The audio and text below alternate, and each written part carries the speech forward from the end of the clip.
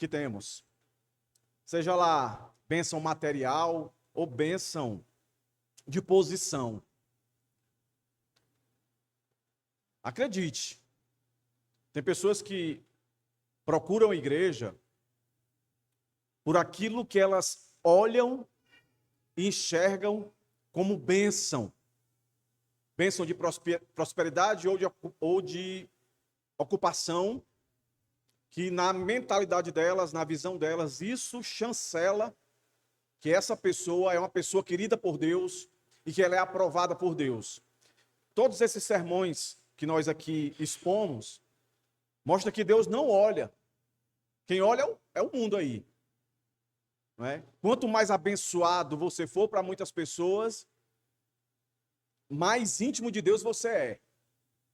É uma visão totalmente egocêntrica, totalmente humanista.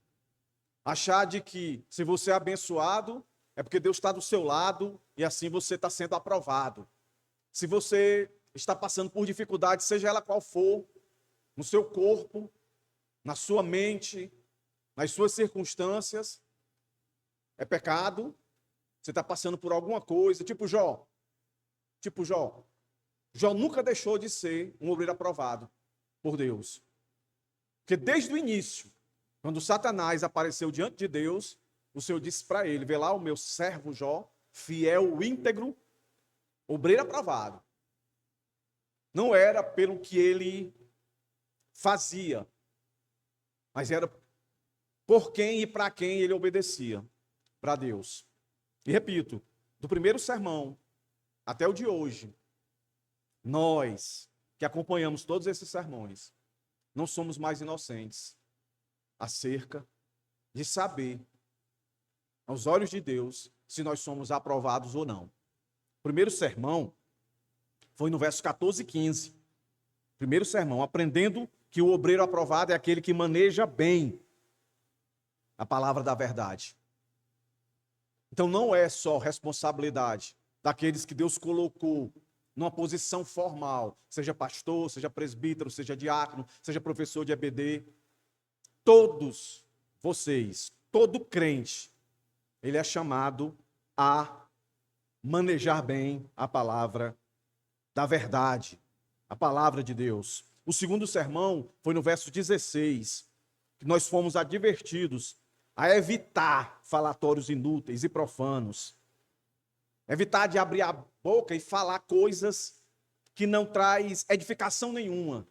Discutir, como nós bem pontuamos aqui, entrar em debates que não têm proveito nenhum, a não ser alimentar o ego ou então criar inimizades. E aí nós fomos para o terceiro sermão, do verso 17 ao 18, onde nós deveríamos ter discernimento, guardar a nossa mente, a importância de saber ouvir. Saber ouvir. Não é porque a pessoa abre a Bíblia e começa a dizer certas coisas da Bíblia que a gente vai aceitar como sendo palavra de Deus. Não se esqueçam. Antes de Jesus começar o seu ministério, ele foi levado ao deserto para ser tentado. A sua mente foi colocada sob o crivo. Satanás usou a palavra para corromper o Senhor. Mas o nosso Deus, Senhor Jesus, deu o exemplo ali. Como se livrar, como vencer a fala mentirosa, a fala de engano, é com a palavra. O Senhor usou de palavra. O Senhor provou ali que ele manejava bem a palavra. Nós fomos para o quarto sermão, e esse foi dividido em duas partes. Porque, não sei se os irmãos lembram, mas eu disse para os irmãos, o verso 19 aqui é um dos mais importantes, tanto da epístola primeira como da segunda de Timóteo. Que está escrito o quê? Verso 19. Entretanto, o firme fundamento de Deus permanece. Tendo este selo, o Senhor conhece os que lhe pertencem. O primeiro sermão foi aqui. A segunda parte foi o decorrer dos versos.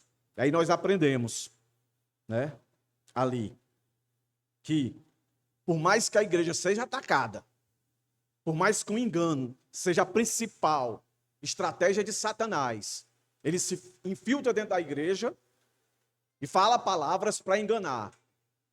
mesmo com tudo isso, Paulo nos assegurou e nos assegura que a palavra de Deus verdadeira, ela sempre vai vencer. Ela sempre vai permanecer.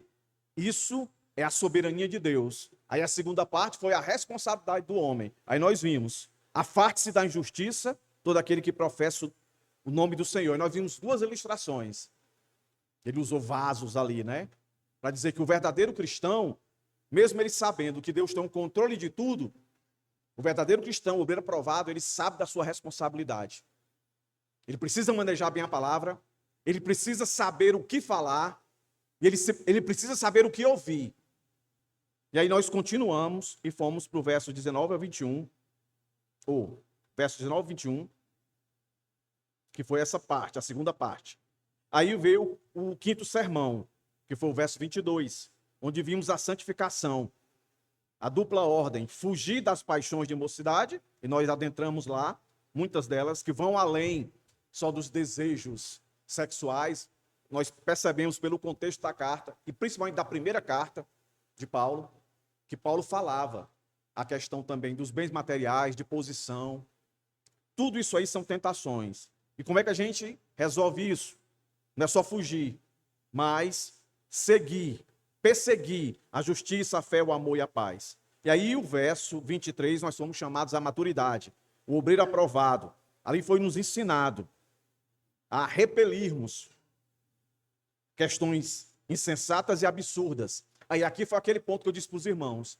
Se uma das qualificações do obreiro aprovado é ele fugir, outra é ele fugir denunciando que aquilo é errado, sabe?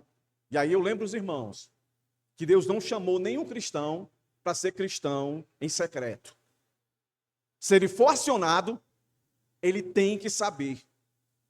Nesse debate, ele tem que saber o que dizer, o que falar. Aí lembra que eu disse? Todos os nossos sermões diziam o seguinte: vai ter horas que você vai ter que sair. Vai ter horas que você vai ter que falar.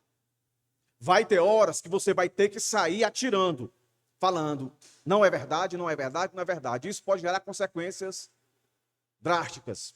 E eu apliquei várias coisas dela. Rejeição, perda de emprego, muitas coisas mais. Né? E eu me lembro que eu disse uma resposta de um pastor a um jovem que se converteu. E ele disse para o pastor: depois que eu me converti, eu só passo dificuldade. Perdi os meus amigos, eu só passo dificuldade. Onde é que tem a bênção aí? Aí o pastor respondeu para ele: é porque você não entendeu. Você passa por tudo isso agora porque você está vivo. Antes você estava morto. Morto, a única coisa que pode acontecer nele é cheirar mal. Mas quando, como diz Efésios, quando a gente é tirado, é ressuscitado dos nossos delitos e pecados, o mundo se volta contra nós. Não tem mais como a gente se esconder, até porque a Bíblia diz que esse obreiro aqui, que ele chama a ser aprovado, ele é luz também. E luz vai manifestar. Se você é luz, não, você pode ser uma luz mais fraca, mas é luz. Aonde você chegar, você vai incomodar. Crente que é aceito em todos os lugares, ele é aplaudido por todos, não há rejeição alguma, tem algum problema. Tem algum problema. Porque as Escrituras nos mostram que todo obreiro aprovado, a começar por Jesus, homem, depois Paulo, todos os apóstolos, todos eles foram perseguidos e martirizados. Aí, pastor, tu está sendo pessimista. Não, estou sendo realista. O cristão de verdade, ele é perseguido. O cristão de verdade, ele é visto como arrogante. Porque é só o cristão de verdade que pode dizer: eu sou o único que tenho o único Salvador. Meu Salvador que disse: eu sou o caminho, a verdade e a vida. Ninguém vai ao Pai a não ser por mim. Que discurso mais arrogante do que esse, irmãos? Para quem não tem Cristo.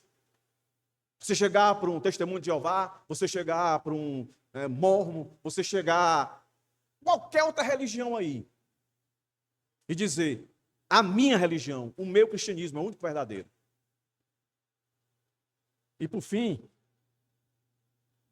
verso 24, que foi o sermão 7, nós aprendemos sobre o caráter.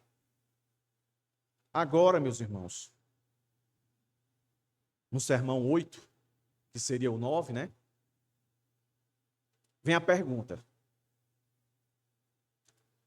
Se o servo de Deus deve ser tudo isso que eu falei aqui, manejar bem a palavra, saber ouvir, saber falar, ser maduro, ter caráter, ser paciente, né? Na características de um obreiro aprovado dele, ser paciente. Se o servo de Deus deve ser paciente, qual é o propósito supremo desse comportamento na prática? Qual é o propósito? Por que o obreiro aprovado ele tem que se comportar assim? Pronto. Os nossos dois textos finais aqui, os versos finais, vai dizer. E como é que eu divido? Conhecimento concedido, entendimento revelado.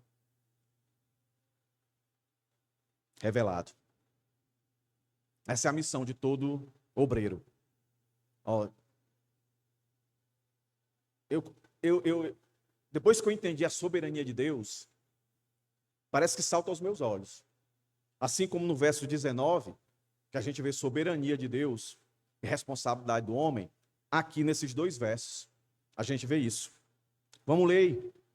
Soberania de Deus e responsabilidade do homem. Olha aí, se não está aqui, ó. Verso 25.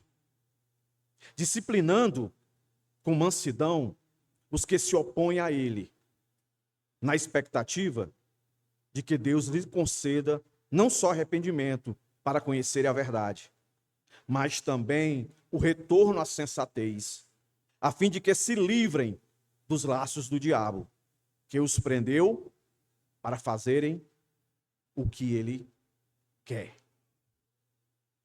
Oremos, meus irmãos, mais uma vez. Senhor, te damos graça, primeiro pela salvação que tu nos deste, pelo sustento, pela provisão, por nos guardar,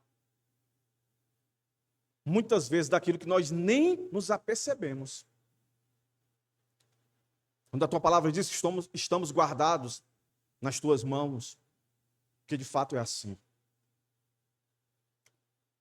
Mas muitos por imaturidade, por insistir em não crescer, se atribulam mais do que o necessário, temem mais do que o necessário. Ó Deus, cada um desses domingos que aqui nós estivemos, quantas coisas o Senhor nos falou acerca da nossa responsabilidade, mas em todas elas, tu sempre se mostrou estar conosco.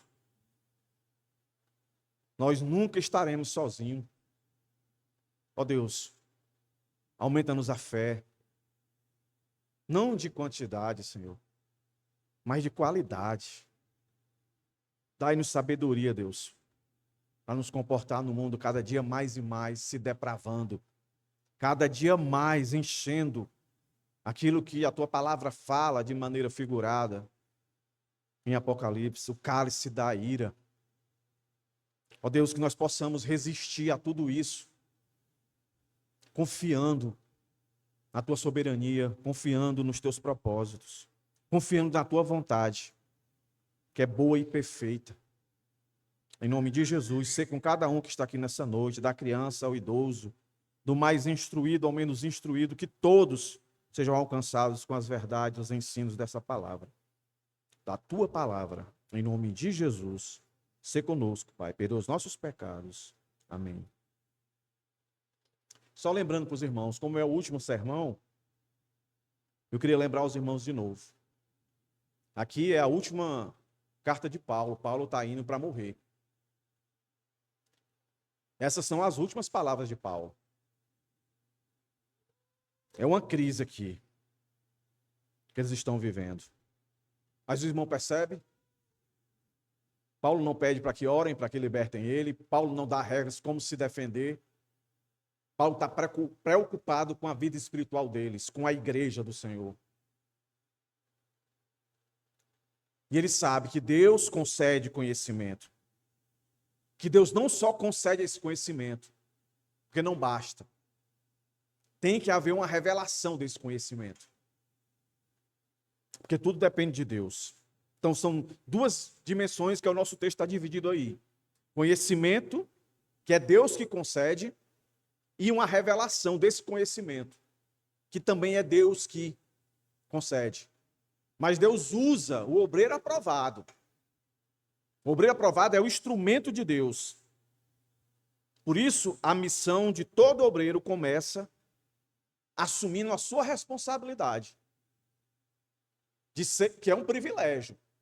Porque se eu e você não fizer, Deus vai levantar outro. A obra dele não vai deixar de ser feita. Então é um privilégio para o cristão ser instrumento de Deus para transmitir conhecimento, ensinar e confiar que, segundo a vontade de Deus, ele abre os olhos daqueles que estão tendo esse conhecimento. Conhecimento por si só não salva, meus irmãos. O conhecimento ele só salva se Deus se revelar nesse conhecimento. Tem muitas pessoas que leem a Bíblia e acham super interessante a história do cristianismo, a história de Jesus. Ele aceita tudo, mas ele não aceita essas verdades como últimas na vida, onde separa aqueles que serão banidos e aqueles que não serão banidos. Não. O que é que falta para essas pessoas? A revelação de olhar para esse texto. Então, nós, como obreiros aprovados, nós temos que ter a dimensão dessa verdade, que é um privilégio participarmos, sabe? O Senhor Jesus está prestes a morrer, João 14, os discípulos ali estão todos aperreados. E Deus diz, não se turbe, não fiquem perturbados, não se atemorizem, eu vou e vou voltar. E eu vou pedir o Pai para dar uma força a vocês, mandar o Espírito, para que o Espírito esteja com vocês. Eles, quando ouviram Paulo escrever isso aqui, Paulo, quando escreve isso daqui, estava no início da igreja, né? O Espírito Santo já operava, de fato, na vida de cada um deles. Mas nós temos 2000 anos à frente, irmãos, para olhar para a Escritura e ver que tudo aquilo que Deus disse que ia acontecer, aconteceu. E o que nós precisamos saber, a Bíblia deixa bem claro. E aqui é ser obreiro aprovado. De todos os sermões que nós tivemos aqui, esse aqui aponta para o fim principal do homem aqui neste mundo. O pai gosta muito de usar isso. O fim principal do homem neste mundo é gozar ao Senhor Jesus, né? A Deus, se alegrar nele. Mas na prática, como é que a gente faz isso? Porque a nossa alegria é a alegria dele. É quando ele olha para nós e vê que nós assumimos a nossa responsabilidade e declaramos para ele, Senhor, eis-me aqui, use-me, eu não temerei. Embora que eu seja rejeitado, tu foi rejeitado. Embora que eu seja excluído, tu foi excluído. Embora que eu seja morto, tu vencestes a morte. Infelizmente, muitos cristãos perderam essa percepção. E quando se perde essa percepção, meus irmãos, não tem jeito. A gente coloca outro propósito. E vai ser o nosso. O nosso propósito influenciado pelo mundo caído. E aí nós vamos ser obreiros aprovados por nós mesmos e pelo mundo. Mas a nossa estadia aqui nunca teve esse propósito. Sempre foi para glorificar o Senhor. E não tem coisa melhor, meus irmãos, que exalte o Senhor, que glorifique o Senhor, é quando nós somos instrumentos, escute bem o que eu vou dizer, quando nós somos instrumentos de Deus, para que através de nós, olhe que coisa maravilhosa, através de nós, Deus faça o maior milagre que se possa fazer nesse mundo terreno, que não é fazer cego enxergar, paralítico andar, pobre ficar rico, rico ficar mais rico ainda, mas sim um pecador se arrepender. Não existe milagre maior do que fazer um pecador se arrepender. Porque arrependimento não se compra. Arrependimento não se oferece com barganha. Arrependimento não é convencimento humano. Arrependimento é obra de Deus. Muitas pessoas agora, meus irmãos, estão adentrando muitas igrejas para ver aquilo que eu sempre costumo dizer para os irmãos, para ver bônus. Para ver bônus. Quando eu comparo esse milagre maior, que é a salvação de um indivíduo, quando eu comparo com isso, tudo que possa acontecer, que seja mais sobrenatural, como, por exemplo, um cego enxergar, um paralítico andar, para mim, tudo isso é bônus. Sabe por quê? Porque a história vai mostrar que muitos aleijados não foram curados, mas morreram em Cristo, foram salvos. A história vai mostrar que muitos cegos morreram cegos, mas tem a promessa de quando o Senhor estabeleceu o novo céu e nova terra, eles estarão perfeitos do lado do Pai. Em contrapartida, tem muitos que foram abençoados por Deus, de poder enxergar, de poder andar, de ficarem ricos, mas vão ricos, enxergando e andando para a perdição eterna. Então não tem comparação. As igrejas deveriam celebrar, porque o único texto bíblico que diz que a festa no céu não é quando um pobre passa a ser rico. Não é quando um indivíduo tem expelido dele um demônio, mas quando há conversão. Conversão. E esse texto nos chama. Paulo está indo embora, ele sabe que vai morrer, e está dizendo para Timóteo, ensina isso. Obreiro aprovado, ele tem que desejar salvação. Por mais que o mundo esteja se depravando, tem gente ainda para ser salva. Tem gente ainda para se arrepender, meus irmãos. Pode ser seu pai, pode ser sua mãe, pode ser seu irmão, pode ser seu marido, pode ser sua esposa, pode ser seu colega, pode ser seu avô, pode ser sua avó. Entendeu? Por mais que o mundo esteja caminhando para a perdição, ainda há outros, muitos outros para salvar. E aí Paulo deixa isso aqui, está indo para a morte e diz, não se esqueça, Timóteo. A vida do crente não é só debater, não é só discutir. A vida do crente é pregar o evangelho, pregar a verdade, para que corações se rendam ao Senhor. Mas olha que interessante. Como é que o texto começa? Na minha versão, aparece a palavra disciplinando. Então, esse verbo aí, disciplinar, ele dá a ideia de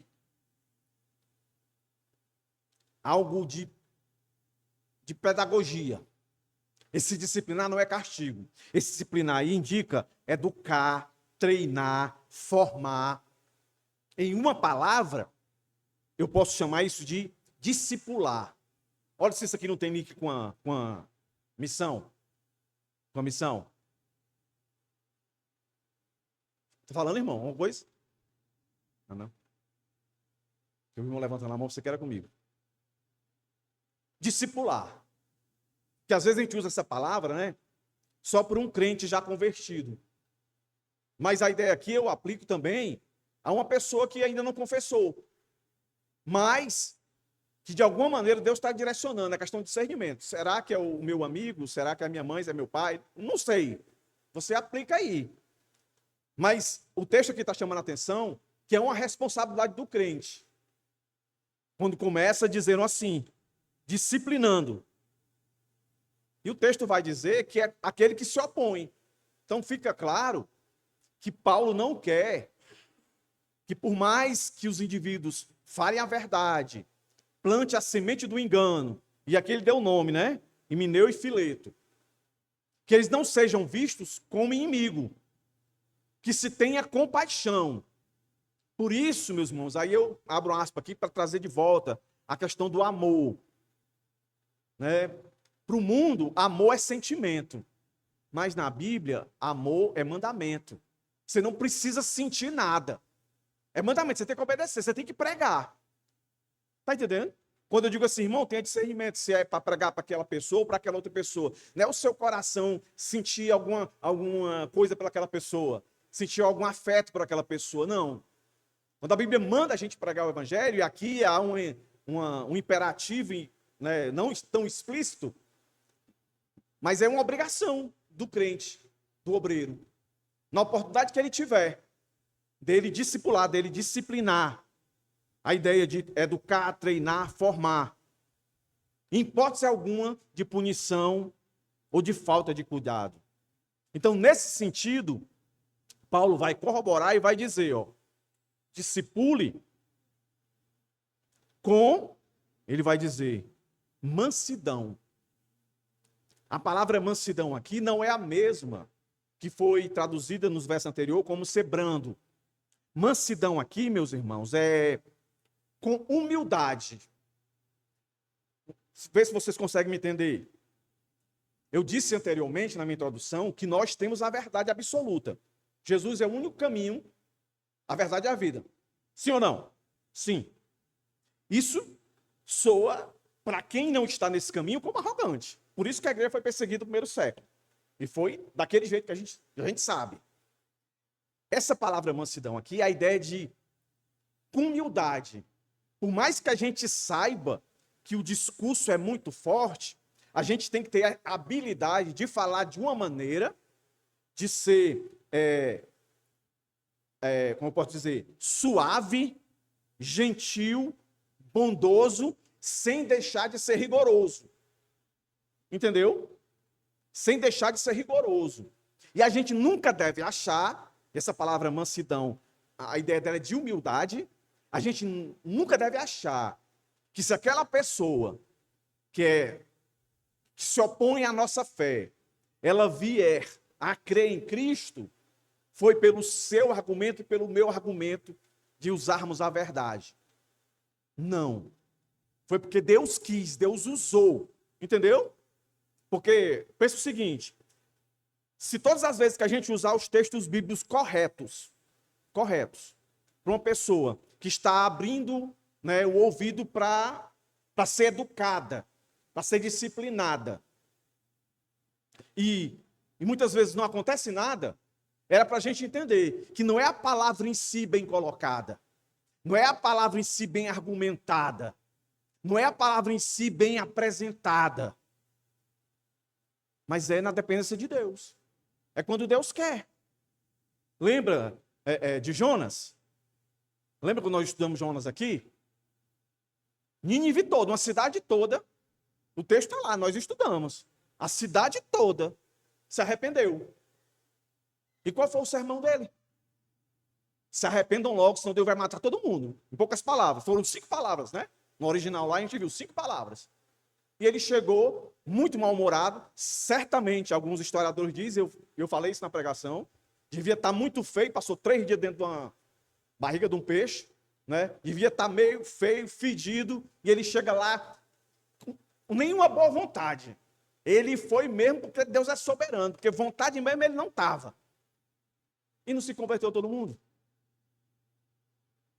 Por que eu estou dizendo isso? Para que a gente não se frustre se caso a gente fizer exatamente como a Bíblia manda a gente fazer e o resultado não acontecer.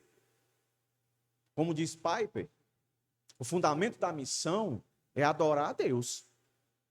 E Deus não é mais adorado se na hora que você está fazendo missão, uma pessoa se converte.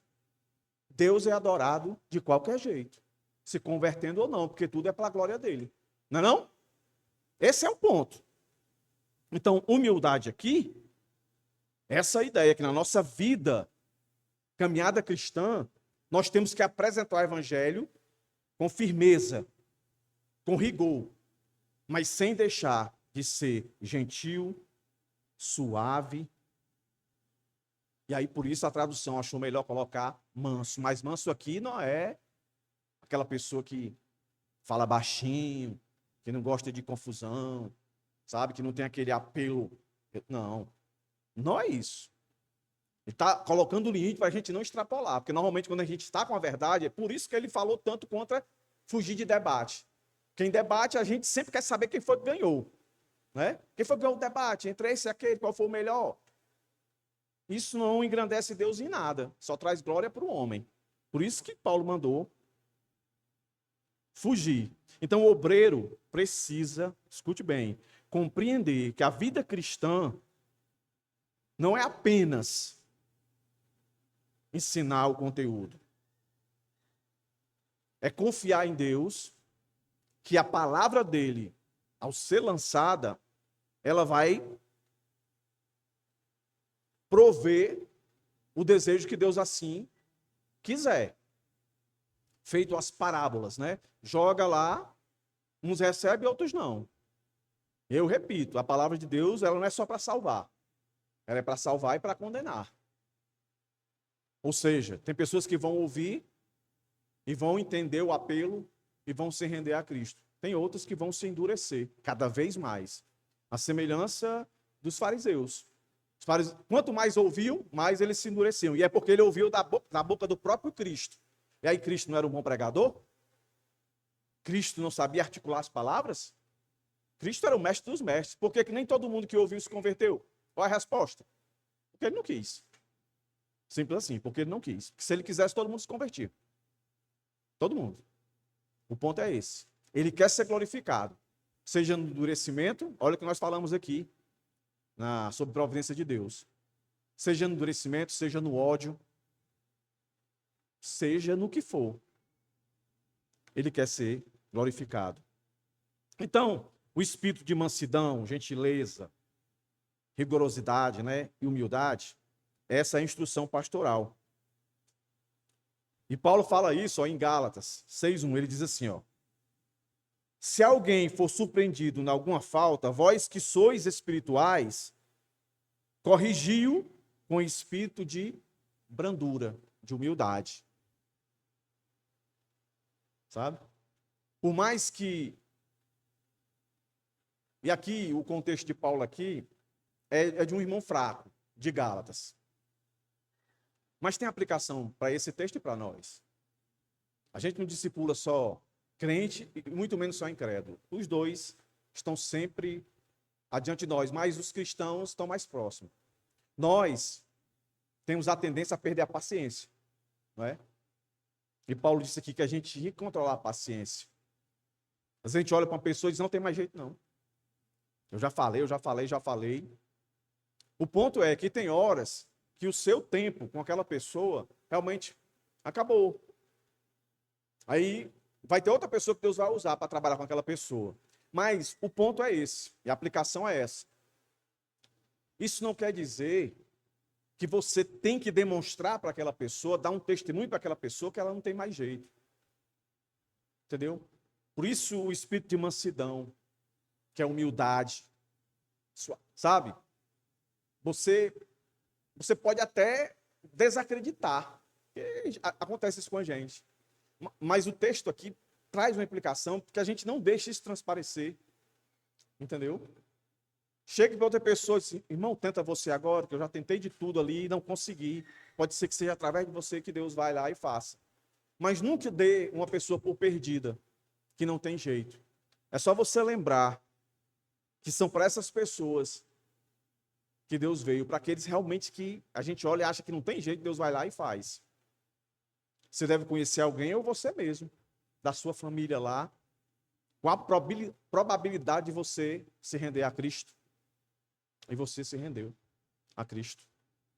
Aí aquele que tem uma família toda crente não pode achar que para ele foi mais fácil do que para esse outro. Nunca é fácil e nunca é difícil. Porque não se trata da gente, é a ação de Deus, o poder de Deus. O que cabe a nós é ter isso, esse compromisso de espírito. Quem corrige de forma ríspida, só aprofunda o isolamento, o mau testemunho.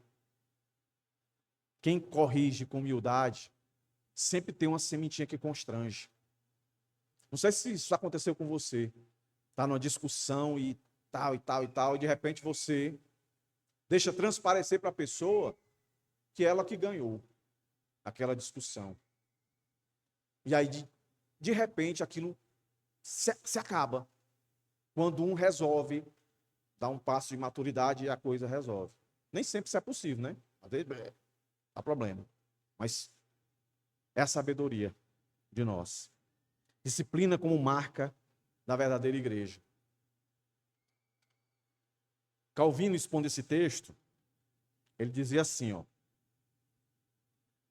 que a igreja verdadeira, e quando ele fala igreja, aí eu entendo o cristão, o obreiro. Ele está falando do obreiro, né? Ele tem que ter pregação fiel, administração correta daquilo que a Bíblia chama para que um cristão esteja nela, ou seja, a igreja. Que ele participe da ceia, que ele seja generoso e não avarento.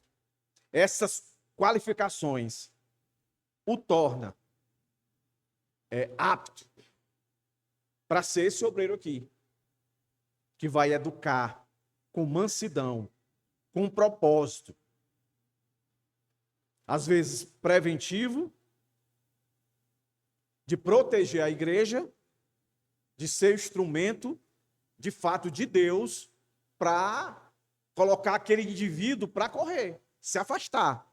Assim como a igreja ela é ilustrada como um aprisco de ovelha, que tem o pastor, que para proteger as ovelhas, ele bota para correr os lobos.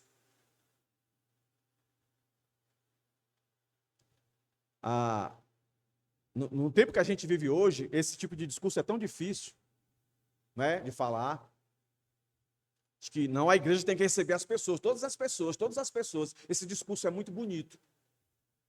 É muito bonito. E a Bíblia não diz isso. A Bíblia diz que tem disciplina. Olha aqui, uma das características do obreiro, ele tem que disciplinar com mansidão. Entendendo que Deus vai nos usar, meus irmãos. Tanto para atrair pessoas para se render a Cristo, como para expelir. Quando eu entendi isso, não foi de agora não. Quando eu entendi isso, meus irmãos, me deu um alívio.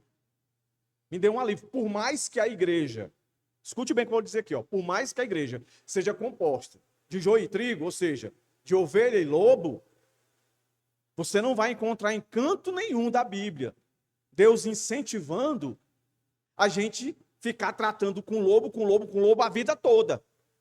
Como é que a gente trata com o lobo? É chamando ele ao arrependimento. Se ele não se arrepender, automaticamente, a instrumentalidade de Deus que somos nós é para ser usada para dizer, ó, então não é aqui o seu lugar.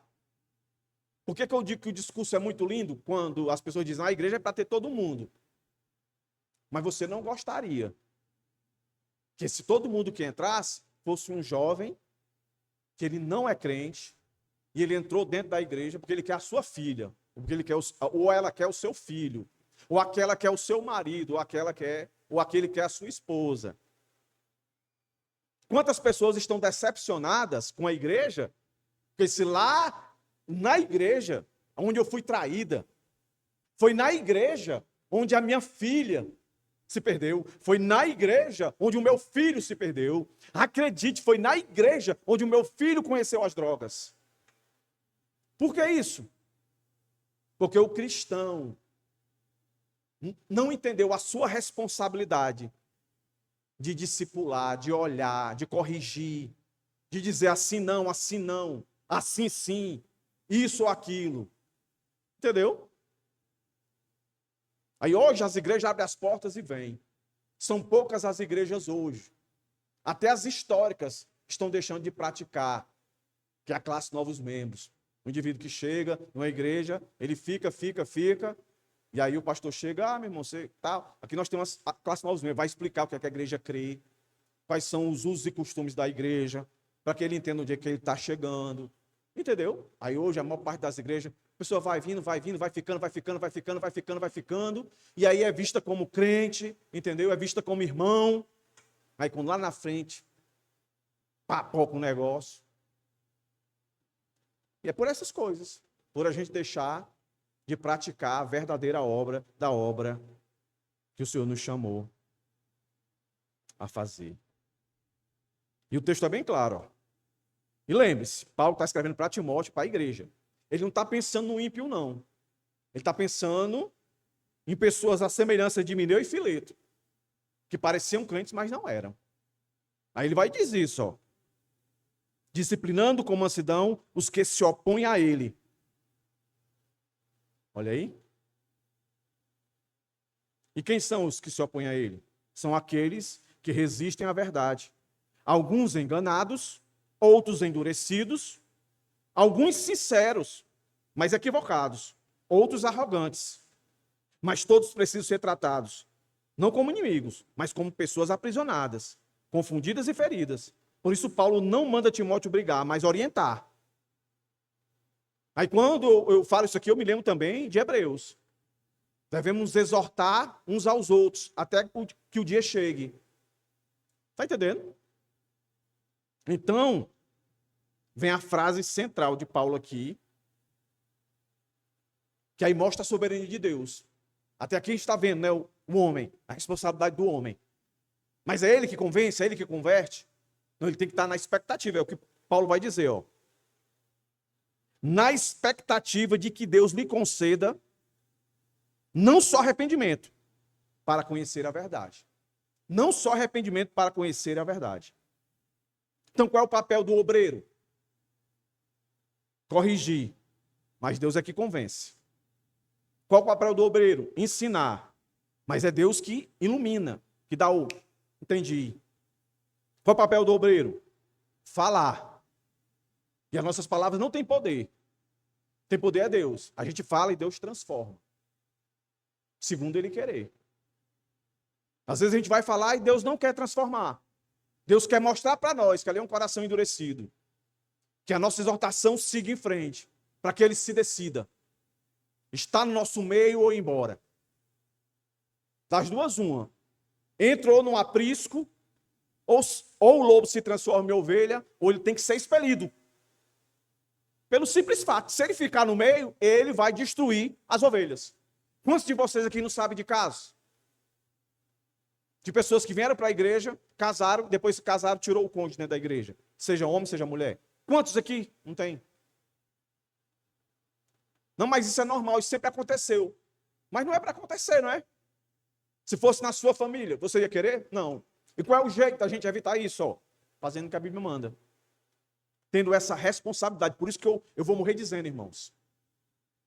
Ser igreja é ser família. Eu tenho tudo a ver com você, você tem tudo a ver comigo.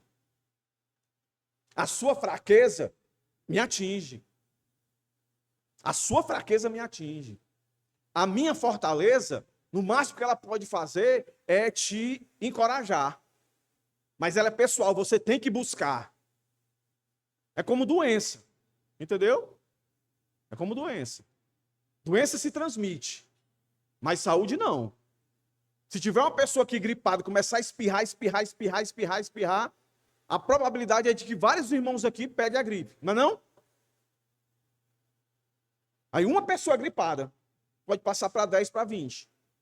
Mas uma pessoa boa, com saúde, ela não cura nenhum gripado. Já ouviu falar? Esse pai eu estava gripado, fui para a igreja, aos irmãos tudo bom lá, ó. O irmão abriu a boca assim. Aí eu fui curado na hora com a saúde dele. Alguém já viu isso? Não tem, né? Pois é. Então a tua fraqueza me atinge. Tu não ser obreiro aprovado me atinge. E eu ser obreiro aprovado te beneficia, mas não te atinge. Você tem que tomar a posição. Rapaz, eu vou parar de dar trabalho. Eu vou deixar de ser opositor para ser obreiro aprovado. Isso é o papel de todos nós, irmãos. De todos nós. O que é que você prefere? Se você está na caminhada com Cristo, ó, não tem outra saída, não. Não tem outra saída. Ou você está empurrando, ou você é aquele que está precisando de empurrão. Aí a Bíblia chama a gente para ser aquele que está empurrando. É o obreiro aprovado. Aí ele diz aqui, ó, que esse serviço do obreiro, ele tem que ter uma expectativa e confiar em Deus. Se for da vontade de Deus, esse indivíduo vai se arrepender, porque Deus querendo, não tem... Irmãos, na minha cabeça é muito claro. Por isso que eu acredito na soberania de Deus, na salvação, e o homem não tem parte nenhuma.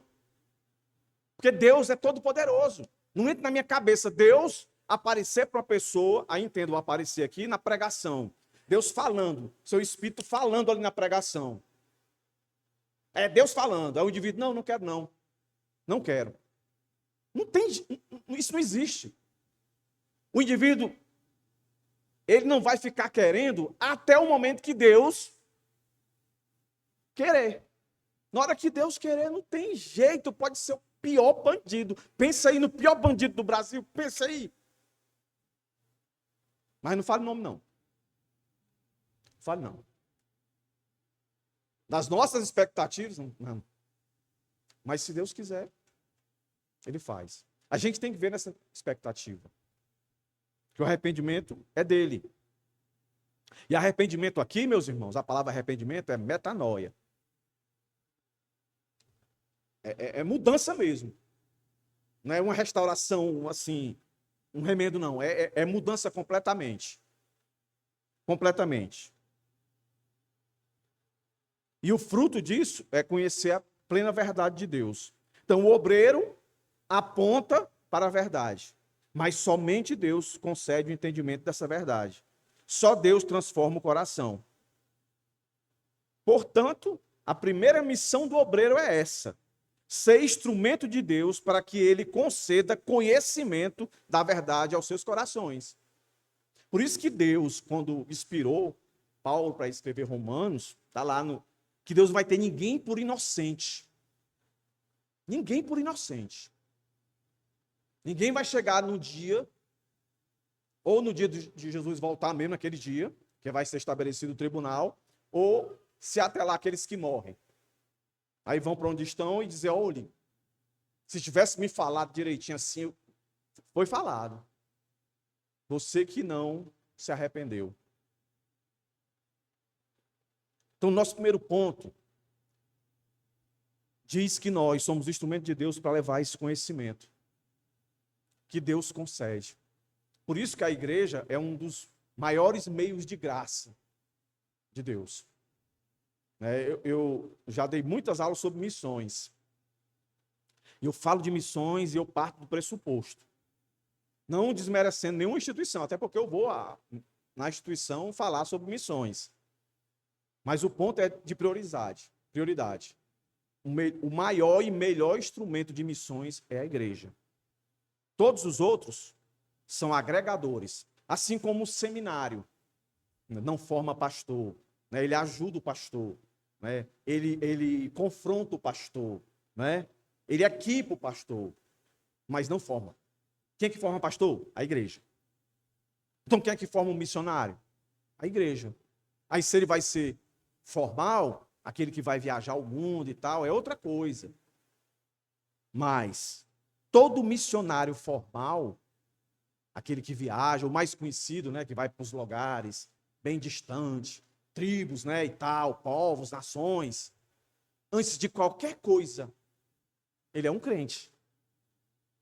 Então, nem todo crente foi chamado para ser missionário formal.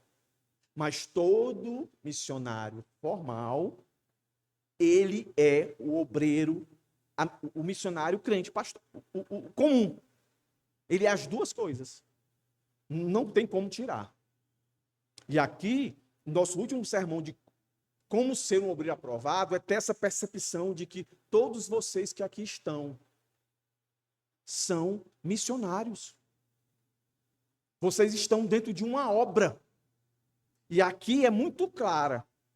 O Senhor denunciou os falsos. Aquele que trouxeram contenda para dentro da igreja. Ele está dizendo, se afaste desse pessoal, não comungue com eles. Mas ao mesmo tempo, nesse ato de se afastar, fale a verdade. Dê o conteúdo para eles. E confie em mim. Se eu quiser, eu abro o coração deles. É exatamente isso que o nosso segundo ponto vai dizer. O primeiro ponto diz, eu vou dar o conhecimento e vocês são meus instrumentos para isso. Façam com humildade. Não se sintam melhor do que os outros. Saiba que sobre você também foi graça. Você também é um pecador destinado ao inferno. E foi por graça que eu lhe salvei. E vai ser sempre por graça. Então anuncie essa graça. Dê o conhecimento dessa graça. Dê nome a essa graça. Dê propósito para essa graça. Mas não é só isso. Ao dar esse conhecimento, ao dar esse volume, esse conteúdo, A pessoa precisa ter os olhos abertos. Assim como Lutero conta, né? Que ele lia a Bíblia, ele dava aula, mas um belo dia, ele senta e lê lá, coisa que ele já tinha lido várias vezes. O justo viverá pela fé. Aquilo, ó, pá! Explodiu a mente dele. Entendi. Não sei se aconteceu com você. Hoje, na nossa leitura de início, a gente estava lendo, aí falando dos falsos pastores, né, que estavam impedindo, né, o povo de Deus de voltar para o aprisco. Não sei se você viu na leitura, nossa leitura no começo. Aí eu marquei aprisco. Ó. Deus sempre criou um povo para estar junto, em comunidade. Aprisco, todo mundo junto, todo mundo junto.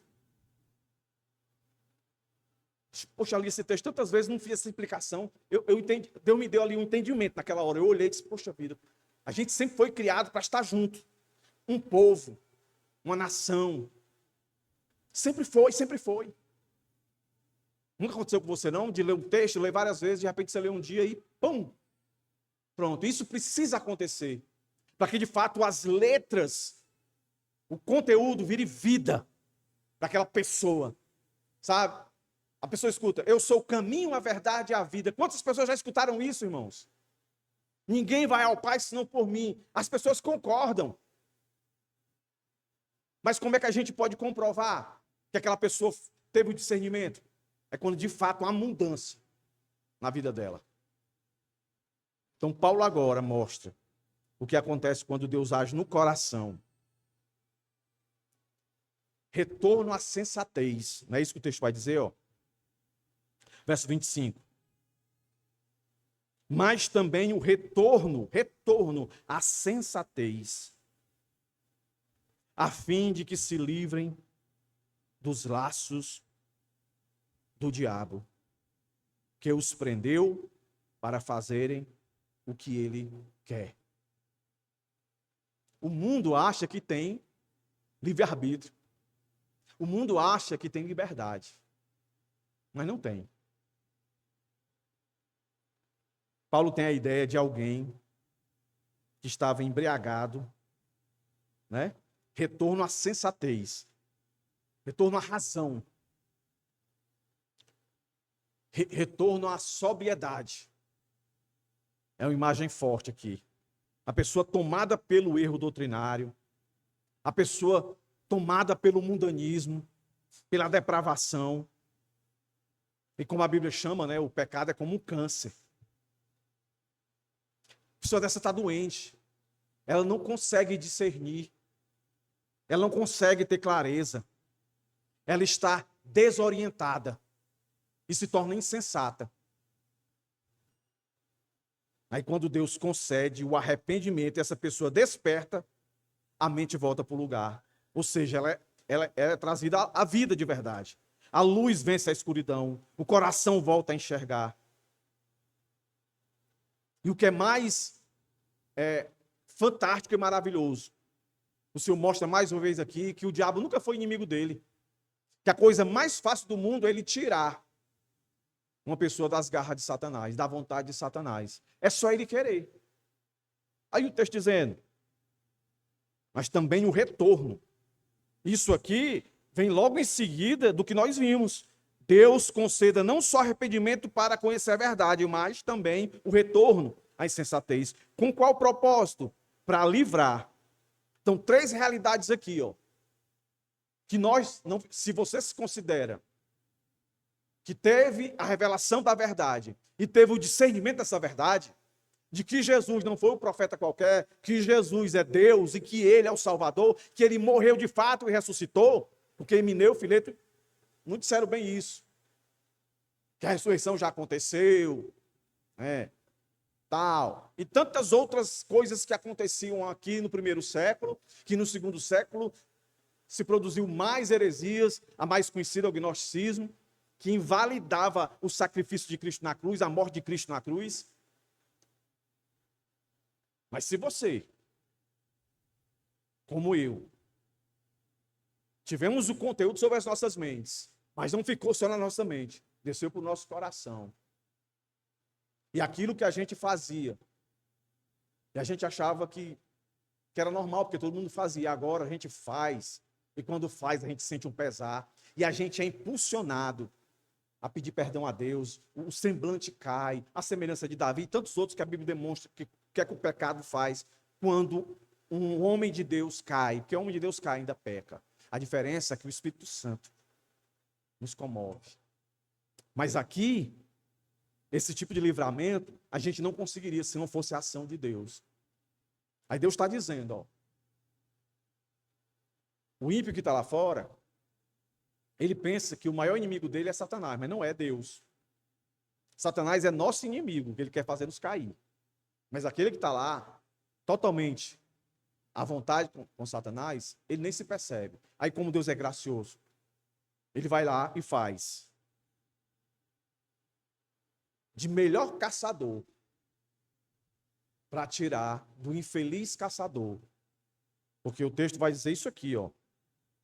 A fim de que se livrem dos laços do diabo. E presta atenção, ó.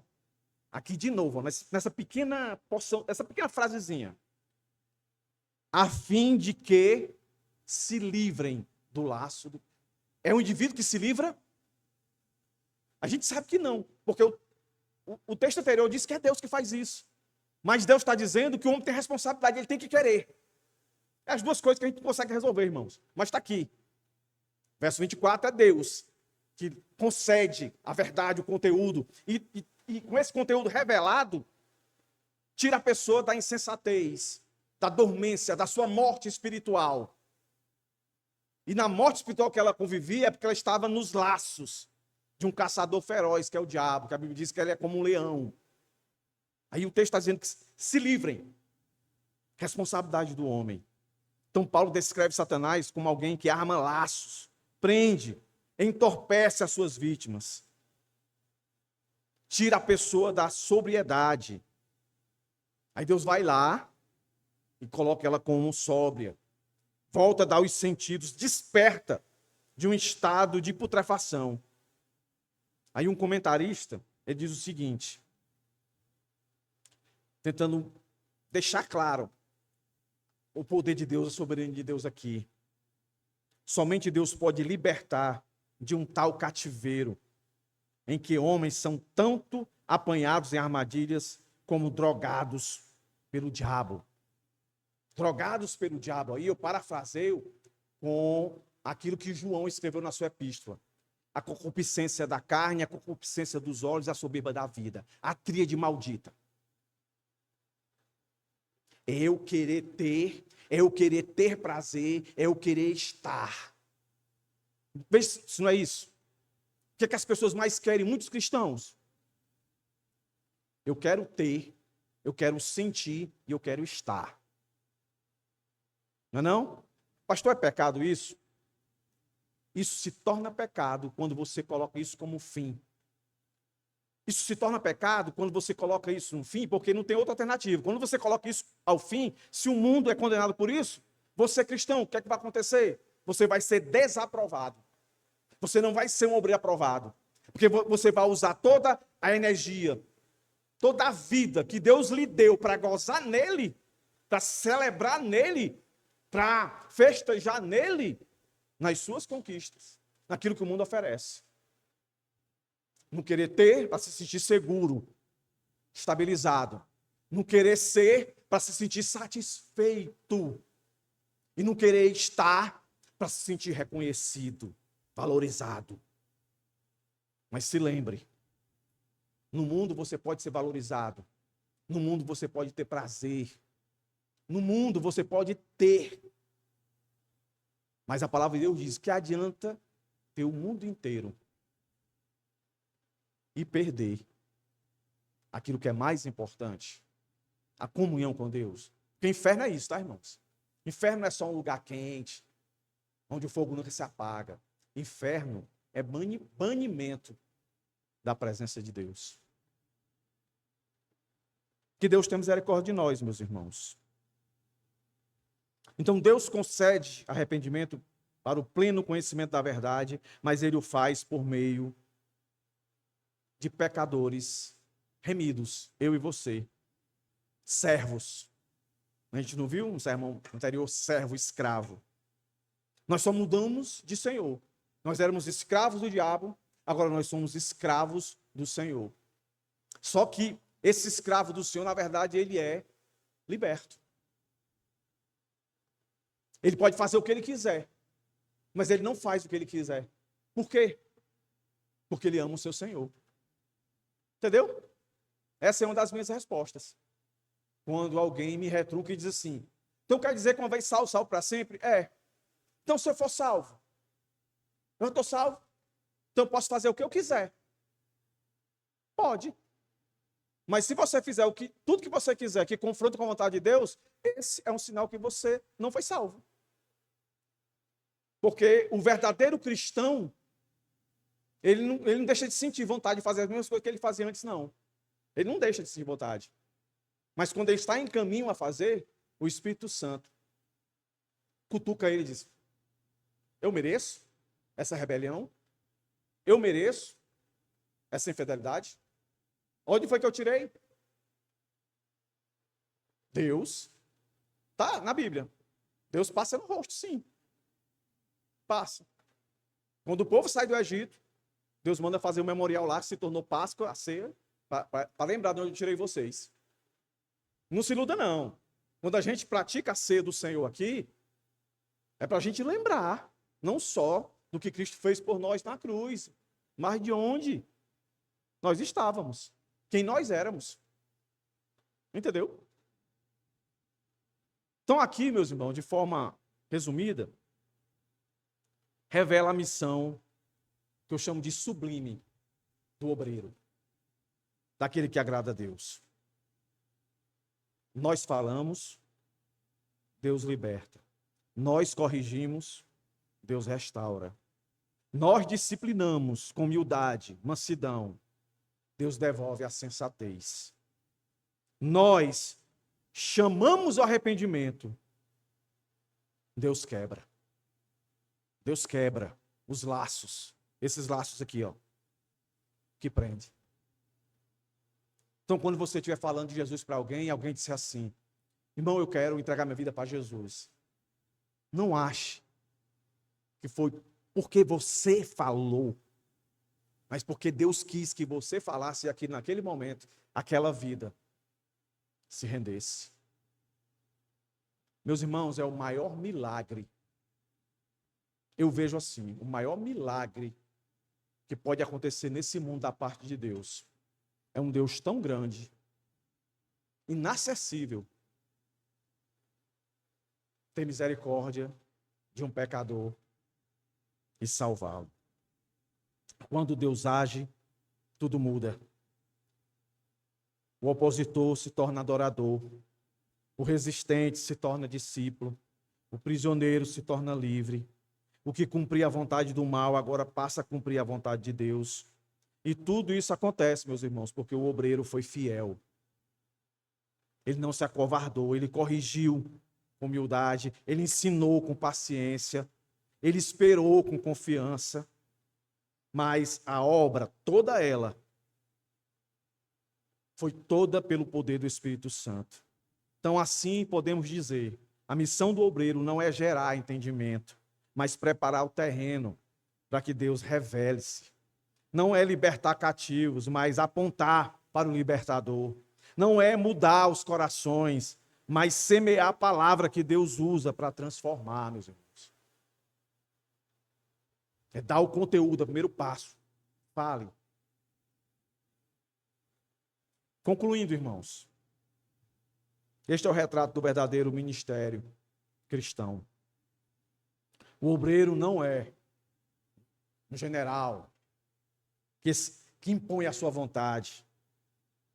É um servo que aponta para Cristo. Há muitos anos atrás, eu já tinha entendido isso. Por isso que eu não pratico mais isso.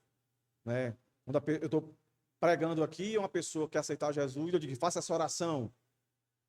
Senhor, escreve meu nome no livro da vida. Olha. Nem eu, nem você tem autoridade para isso, não. É Deus que faz isso. Ele corrige, ensina, exorta. Mas faz tudo isso com mansidão, o obreiro. ele trabalha, mas sabe que somente Deus concede arrependimento. Ele fala, o obreiro aprovado, ele fala, mas confia que Deus é quem abre o entendimento. E aqui eu encerro.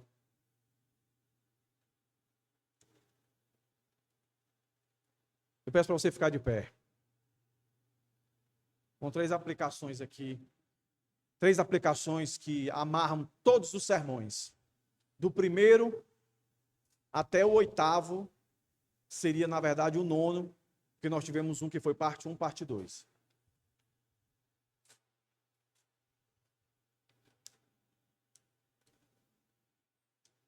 Eu encerro aqui com 3 aplicações. Na verdade, 4. Eu quero que você escute com atenção.